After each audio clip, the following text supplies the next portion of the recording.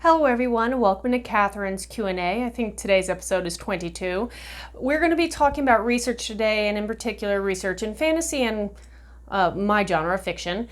And I guess to begin, I'm going to ask you a question. When you hear the word research, is it something that excites you, or is it something that makes you cringe? Because the reality is, even when you write in fiction, or especially fantasy, research is something that is really hard to avoid. So I'm going to give you a couple examples of research done in fiction, or fantasy exactly. Let's say you are writing a shifter book. I know that shifter fantasy is popular right now. It would be probably good for you to know what terminology of the animals you're going to incorporate. So dragon shifter, well, you have a little more leeway on that. But if you're doing something with wolves or foxes, you may know that what a family of foxes is called. Is it a pack? Is it something else? You may need to find that out. Other examples are when you're doing descriptors of those creatures. You might need to know what animals have hackles, because not all mammals do. So the little background knowledge that you gain can help enrich the work you create.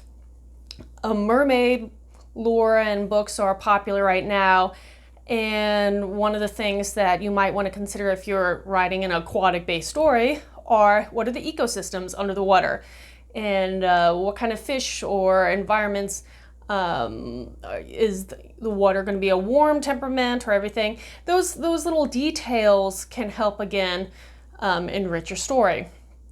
You might have a character that has a job that needs to have a job that you may be unfamiliar with. For me, that would be something like molecular biology, but you might need to learn a little background of what that job entails, what kind of schooling that a person might have had to have in order to attain the job, etc., so on. If you're working with characters, which I think all characters should have some kind of flaws, you might need to do, again, some background research on things like PTSD. Maybe your character has a trauma-induced incident where now he or she or they are having issues arise, and again, it may be good for you to learn the effects, side effects, and causation of something like PTSD. But those are just examples, just saying, even little things, it may be important to ascertain some kind of in-depth knowledge, so when you write, your work is believable to the extent you want it to be believable.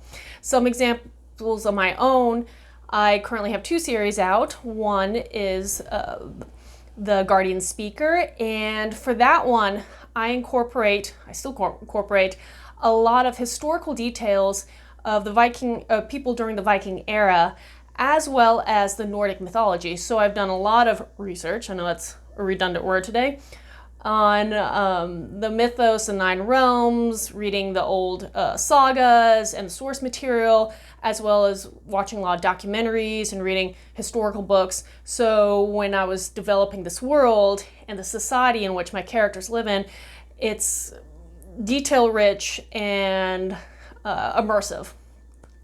The other series that I'm releasing right now is my young adult series, and that one is called the Jed Chronicles. I'm going to flip them in my head for a second there. The Jed Chronicles. And in that one, I like to incorporate mythos from all around the world. Actually, today I was looking into Chinese mythology and trying to figure out what aspects of that mythos I wanted to utilize in my book.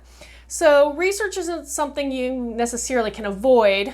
You can find ways to enjoy it, or you may grumble through it, but it is something I think important to incorporate when you write, because again, you just want to have your book, detail rich, dimensional, believable. You're trying to minimize having a reader point something out that's incorrect. And so my, I guess, spiel of the day is understand research is not or should not be necessarily scary. It may not be your favorite thing or favorite aspect during the writing process, but it's something that should be incorporated. Okay, well, that's all I have today. If you have any questions for me, you can message me on social media or post them in the comments below. And until next time, Skull.